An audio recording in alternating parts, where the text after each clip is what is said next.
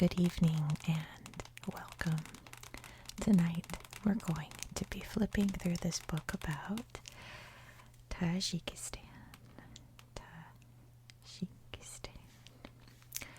So I already did the geography and history of Tajikistan on my channel, and my library just got in a bunch of books about a bunch of countries I was covering, and they just came in. As you can see, there's still a new sticker on it. They just came in. I'm the first to check them out. So we'll go back a little bit to countries that I covered a couple of months ago. We'll do Estonia, we'll do Moldova, we'll do Uzbekistan, and maybe a couple of others that I did a while ago. Like I have a book on Grenada now. I covered that in like the second month that my channel existed. And being a tiny country, there's not a lot of information about it. But now I have a whole book. So that's very exciting. So tonight we're going to look back at Tajikistan. And we'll look at the pictures just like we normally do in my geography and history videos, but we'll also read some boxes too. So let's just dive right in. Let's look back at beautiful Tajikistan. Isn't that gorgeous? Let's see, we've got a little family here with their dog. It's very sweet. And here is one of Tajikistan's big claims to fame, is that they are home to the second highest flagpole in the world. And here it is. Voila! Isn't that exciting? And like if you look closely, you can see like there's a little boat, there's some big buildings, and then there's the flagpole. So, I mean, it is pretty big, nothing to shake a stick at, but yeah, it is what it is. Look, I just noticed this, how new this book is. It talks about that instance happening. So that's how brand new these books are. Isn't that exciting? Look how gorgeous. This beautiful little green valley around the mountains with a little bit of snow on top. Look at the river going through. Very, very picturesque. Tajikistan, if you remember, is an incredibly mountainous country. So many mountains. Here's a really interesting political map that shows the different divisions. Sugd is the region that you saw in that picture. There's also, you can see the capital city of Dushanbe right there, and a couple of other major cities as well. Very interesting little map. And here we can see the Wakhan Valley, and you can see it points out the Hindu Kush Mountains are in the background here. And let's read about it a little bit. The roof of the world. It says, Tajikistan's Gorno-Badakhshan province encompasses a large part of the Pamir Mountains. This mountain range sits at the junction of the Himalayas and the Tian Shan, Karakoram, Kunlun, Hindu Kush, and Hindu Raj ranges. Since they are among the Earth's highest peaks, the Pamirs are often called the roof of the world. 3 of Tajikistan's highest peaks are in this eastern region: Ismail Somoni Peak, formerly Communism Peak, at 24,590 feet or 7,495 meters. There's Abu Ali bin Sino Peak, formerly and still often called Lenin Peak, 23,406 feet or 7,134 meters. And Peak Korzhenskaya, 23,310 feet or 7,105 meters. When Tajikistan was a part of the Soviet Union, many of its mountains were given the names of Russian heroes, places, or principles. Upon becoming an independent nation, Tajikistan renamed some of those mountains, but the country's Pamir region still includes Russia Peak, Moscow Peak, Karl Marx Peak, Engels Peak, Peak of the Soviet officers, Mayakovsky Peak, named for a Russian poet, and others that still reflect the nation's Soviet history. Many glaciers cover the upper levels of the Pamirs, most notably the Fedchenko Glacier, named for a Russian explorer, though he was not someone who explored this glacier. This long, narrow glacier extends for around 48 miles or 77 kilometers, and is the longest one in the world outside of Earth's polar regions. Like many other glaciers, it is melting and retreating in the face of climate change. The Tajik National Park encompasses most of the Pamir Range, around 6.2 million acres or 2.5 million hectares. The huge park includes around 1,085 glaciers, 170 rivers, and more than 400 lakes. Very incredible, isn't it? So many mountains and so many interesting things living in those mountains, like snow leopards. Very rare one, but very beautiful nonetheless. Here we can see some more mountains over here. This box talks a lot about UNESCO World Heritage Sites, but if you've been watching my channel long enough, you know what UNESCO World Heritage Sites are. It lists the ones down here, though, that are in Tajikistan. It says that Tajikistan has 2 sites. One cultural, the archaeological proto-urban site of Sarzim, and one natural, the Tajik National Park, Mountains of the Pamirs. And it says it submitted 16 more selections. And this was as of 2020, so I should probably check the list, because they did add some in 2021, but I don't think they added any for Tajikistan, to be honest. But then again, I don't really remember. Here is the National Library in Dushanbe. What a very beautiful building. It says it's constructed to look like an open book. Interesting. And here is the Panshambe Market in Kujand. A sprawling bazaar full of food, clothing, electronics, and handcraft merchants. So exciting. Those kind of markets are so fun. And this is the city of Korug near Afghanistan. It says beautiful river flowing through it. Looks like there's a big, lovely mosque right there, and lots of green trees, and of course lots of mountains as well. Look at this. This is apparently from a wall painting from the early 9th century. You can just make out, let's see, there's a man's face and his armor there. And this talks about Zoroaster.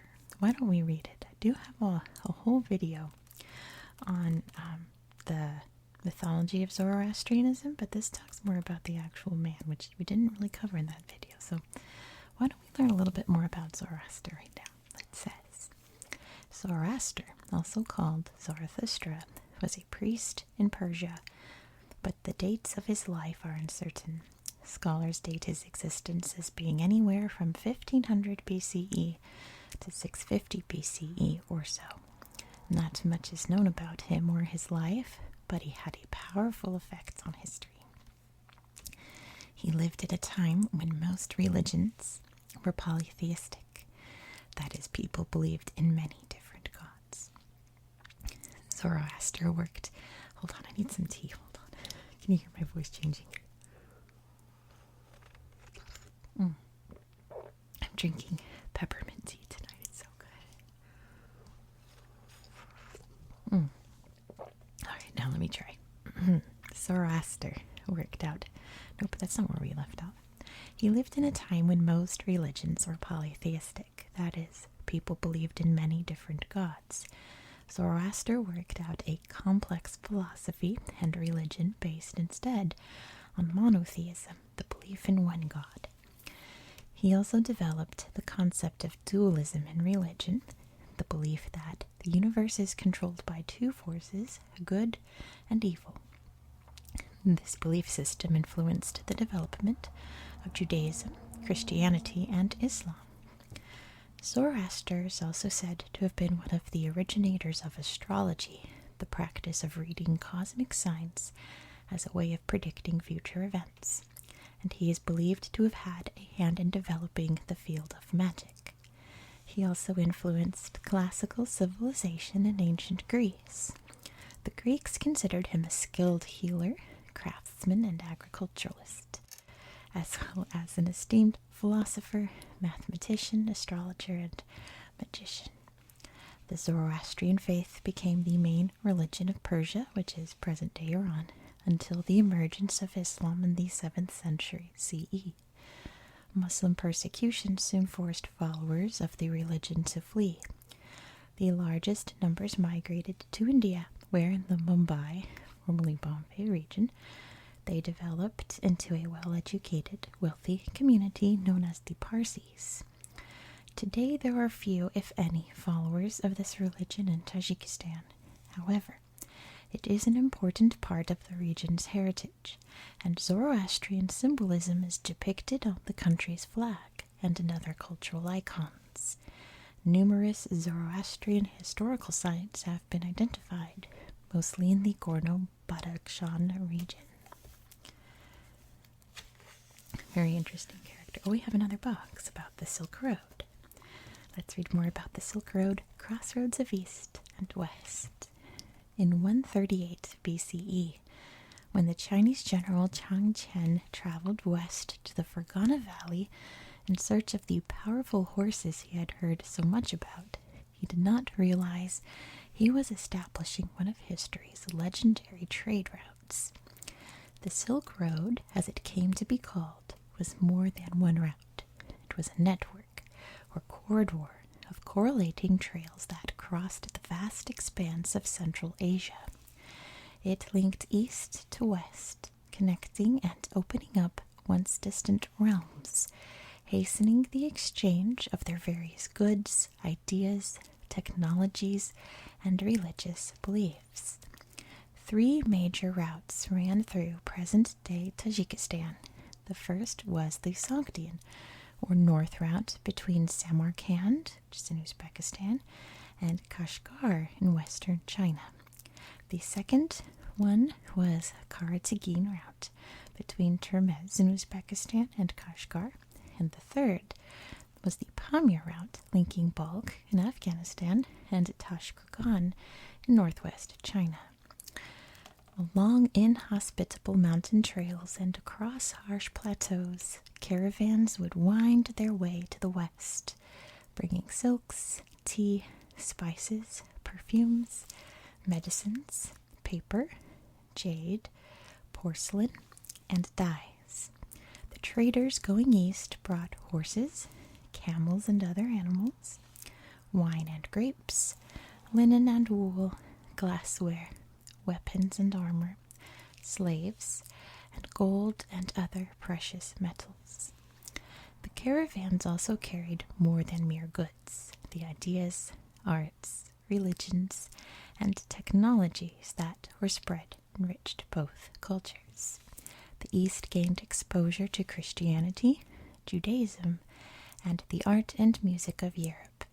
China received Nestorian Christianity, which is a branch of the faith that broke off from Byzantine Christianity in the 430s, and Buddhism from India via the Silk Road. Meanwhile, merchants spread Islam throughout the mountainous regions. The West learned about printing, paper money, and gunpowder.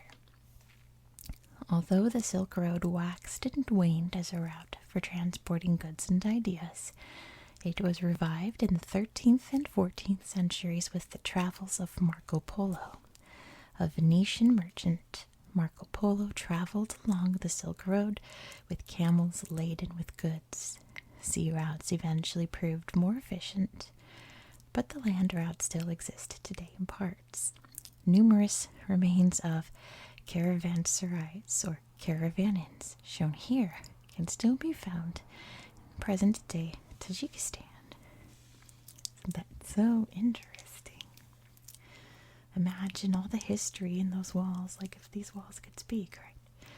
All the people that they would have seen from China and other parts of Asia and Europe.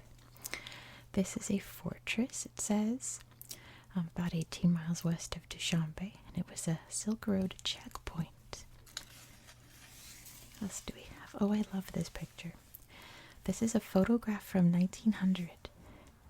Isn't that so interesting? 3 Tajik women, it says. Seated on a carpet. It's a really beautiful photograph. This one's a little more sad. This is some refugees fleeing the Civil War, I suppose, that happened in the 1990s after the fall of the Soviet Union. But better times are happening now, in a sense. Here is a tank left over from the Civil War that apparently just sits in a field next to Dushanbe. Pretty interesting. Hope it's all dismantled and safe. And this is President Emomali Rahman. He's been the president of Tajikistan since forever. He's been the only president of Tajikistan. You can imagine what kind of government he runs, right? He's been president since the 1990s. This is the Palace of Nations, which is also known as the White House because it's where the president lives. Very fancy. Speaking of fancy, look at this. This is the Parliament building. Isn't that beautiful? Looks like an opera house almost. Big, elegant chandelier and ceiling and everything. A very beautiful building. And here's a person casting their vote in an election in March 2020. Here is a 50 dirham coin and a couple of bills that they use in Tajikistan for their money. Let's see what else. We don't have to read a box about what GDP is. Hopefully we all know by then. Here's some wheat fields. One of the big crops grown in Tajikistan. It's been grown there since forever. And another big crop, I suppose, grown in Tajikistan is cotton, which the Soviets brought over for people to grow in this region. Mostly because the Soviets didn't really know what else to do with all that space. Look at this. This is a Marco Polo sheep. Look at these horns. Ooh, what a great picture of the glacier. You can feel the cold coming off of it. Ooh, what a pretty picture. It's our pistachio trees, it says. That's really lovely. Should we read about Ramsar sites? Let's do it. The Ramsar Convention on Wetlands is an international treaty for the conservation and sustainable use of wetlands. The treaty dates from 1971 and is named for the Iranian city of Ramsar, where it was signed. The convention uses a broad definition of wetlands. It includes all lakes and rivers, underground aquifers, swamps and marshes, wet grasslands, peatlands, oases, estuaries, deltas and tidal flats, mangroves and other coastal areas, coral reefs, and all human-made sites such as fish ponds, rice paddies, reservoirs, and salt pans. Wetlands are of vital importance according to the convention because they are among the world's most productive environments.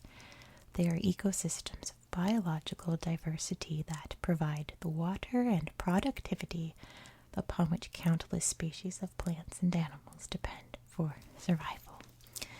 Let's read about the ones in Tajikistan, but first I need another sip of tea. Hold on. Oh, it's the perfect temperature. Hot but not scalding. I like that. As part of its mission, the convention identifies wetland sites around the world that are of international importance and works to protect them. Of the 2,341 Ramsar sites as of 2019, Tajikistan has 5, covering a total of 233,762 acres, or 94,600 hectares. Karakul, a lake in the Tajik National Park in the Pamir Mountains.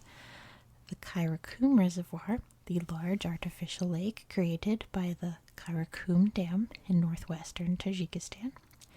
The lower part of the Panj River, which forms much of the border between Tajikistan and Afghanistan. The Rangkul Valley Important Bird Area in the eastern part of the country, not far from the border with China, and Zorkul, a lake in the Pamir Mountains on the border between Afghanistan and Tajikistan. The lake's northern half lies in Tajikistan, where it is protected as part of the Zorkul Nature Reserve. And here's I think that's the dam they mentioned. The Nurek Dam? No, I don't think that was the one they mentioned. The Kairakum Dam is the one they mentioned here. This is the Nurek Dam, which it says is the second tallest dam in the world. Look how beautiful the blue water is. Probably coming down from the glaciers. And look at the dark blue water down here. And beautiful mountains and everything. Oh, what a sweet face. So cute. And fun outing for the family, I suppose. Having a little ride out on the steppe, I suppose. Kind of looks like it. Like the plains and the big mountains in the background. Here's another family out and about with a little baby moo cow, it looks like. And this talks about women's clothes in Tajikistan. Let me read you a box about it. It's very interesting what they've imposed in Tajikistan. They have a nationwide dress code. Not a lot of countries have that. In 2018, the Ministry of Culture published a 367-page guidebook to recommended outfits in Tajikistan, which advises women on acceptable and unacceptable ways of dressing. The purpose of the book, for ages 7 and up, is apparently to instill a sense of Tajikistani identity and pride, and hold certain alien cultural influences at bay. The book encourages traditional Tajik national clothing and allows for some Western-style dress as well, providing it's sufficiently modest. Unacceptable fashion includes hemlines that are too short, necklines that are too low, sleeveless tops, and, in the other extreme, full body coverings that women wear in many stricter Arab Muslim nations. The guide goes into great detail about garment colors, shapes, lengths, and materials that are encouraged and those that are deemed unseemly for Tajikistani women. For example, women are told they should not wear black, not even at funerals, since the traditional Tajik color for mourning is white. Although the guidebook is not law, such official government recommendations are meant to be taken quite seriously. Similar helpful wardrobe suggestions for men are said to be forthcoming. Men in Tajikistan are already firmly discouraged from wearing bushy beards, since they are associated with radical Islamist groups. So Tajikistan, since it borders Afghanistan, they are very, very anti-Taliban and actively fight against it. So they don't want a lot of radical Islamist clothing or anything associated with it in their country. There's some more sweet faces. They've got their donkey. Some great smiles in this picture. I like it. I don't think we need to read about what birth rate and median age is, but there's some sweet babies right there. And we have a bride on her wedding day right there. And here we are, working hard in school. A girls' school, apparently. They have leopard print headscarves. Fashion. Very stylish. I'm jealous. I'm a sucker for leopard print, just so you know. So this is a very beautiful mosque. Looks like the men are heading to the men's prayer section. I'm sure there's a word for it, the proper name, so that they can pray. Look at the tiling there. I like that pattern. So beautiful. Let's see what else. Another mosque in Kujand. Looks very old. Like that looks so modern and that looks old. Very pretty. This box talks about the fundamentals of Islam, which I do hope that you know. It's like a basic kind of life thing, but any kind of book that has Islam as a major religion has a box about the 5 pillars of Islam, which, anyway. Here's an old sign. This is by Rancul Lake, and it points out that it has USSR written on it in Cyrillic, obviously. Here are some newspapers so you can see the Cyrillic alphabet. What else do we have? The library. Is that what it? Nope, it's a TV station. We already saw the library. Very beautiful building, right? This is neat too. Looks very, very modern. This guy's playing his accordion very passionately. And look at this. This is a madrasa. Isn't that beautiful? Very traditional. Tangible cultural heritage, which is like a UNESCO World Heritage Site, but for places or for things that aren't sites, things that are intangible. So, like these, the style that they make lace, which I think there's a box coming up about it later, so we'll read that. Let's read about the dutor. It says, this traditional Tajik stringed instrument has a pear-shaped body and a long neck. The dutor resembles a 2-string lute and is usually made of wood. The dutor is commonly used by a dutorki, literally meaning dutor player, similar to a national poet-singer, during various major events and family gatherings. Traditionally, a dutorki was invited to sing the songs of heroes and to entertain during various public events. Beautiful instrument. Look at this. This is the National Museum. Isn't that gorgeous? Out on the water, the big blue sky, and the mountains in the background, and this gorgeous building right there. Really fascinating. Here we go. This is about embroidery. I think that's what I was trying to say before, right? I believe. Anyway. Women's traditional clothing and other textiles in Tajikistan are richly decorated with a style of embroidery called chakan.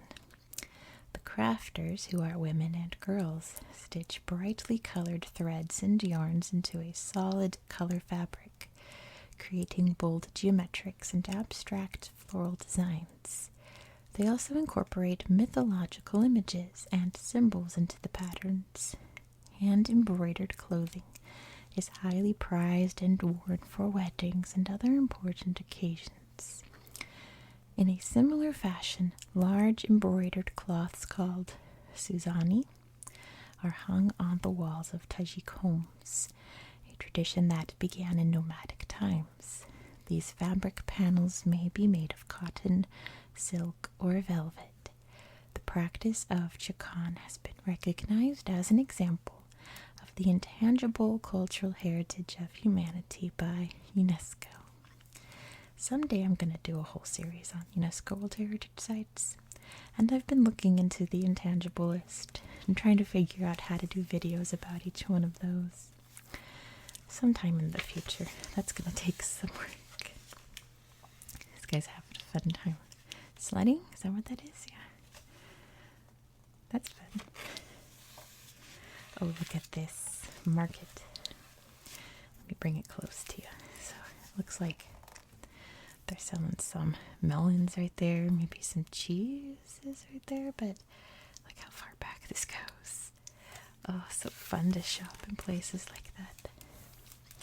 Here's some traditional wrestling, and this is on Nowruz, which is their New Year's that they celebrate on the spring equinox. Talks about it later. Says she's an owner of a tea shop on the Pamir Highway. Oh, how fun. This is for Independence Day, September 9th. A big colorful parade. And this is for Nowruz also. She's got some grass to represent the springtime. What else do we have? Food. Yum, yum, yum, yum, yum. That looks yummy. So they sell, it's called naan flatbread. And here it is with some lamb kebabs. What else do we have? A big fire, a tandoor oven to make the naan inside. Let's read about the king of meals. Look how tasty that looks. One of the 4 elements for Tajikistan inscribed on the UNESCO list of intangible cultural heritage is based on its food culture. The plav, osh, or pilaf dish that the organization called Oshi Palav was added to the list in 2016. This traditional Tajik dish, known as the king of meals, is served at everyday meals, as well as at social gatherings, celebrations, and rituals. So pretty much all the time, it seems like. The organization reports that around 200 varieties of the dish exist across Tajikistan, and it's considered so integral a part of the culture that it is part of local sayings such as no osh, no acquaintance, meaning you don't know someone until you have eaten osh with them. Or if you have eaten osh prepared by or offered by someone, you must respect them for 40 years. Just as eating the pilaf is a social experience, so too is preparing it. Groups of men or women will make the dish at home or at tea houses while chatting, playing music, or singing. Yum, yum, yum. This is part of the Oshi Palav festival. Just making a big old bowl of pilaf. Sounds delicious. Also, like me right now, Tajikistanis are big tea drinkers. It's a big part of their like typical meals. And of course they have their own tea ceremony. Well, not ceremony, but a proper way of serving tea, which is really neat. I love how like all like the big tea countries have their own special like tea rules. It's interesting. So here's some plav. It looks very tasty, but like they said, there's so many different varieties. I wonder what else you can add to it. And here's a tomato onion salad, which sounds very basic. Literally just tomatoes and onions and some, what is this? It says cilantro or basil chopped fresh. Optional pomegranate seeds. So here's a big map of Tajikistan, and the red means mountains. So when I say it's a very mountainous country, that's what I mean.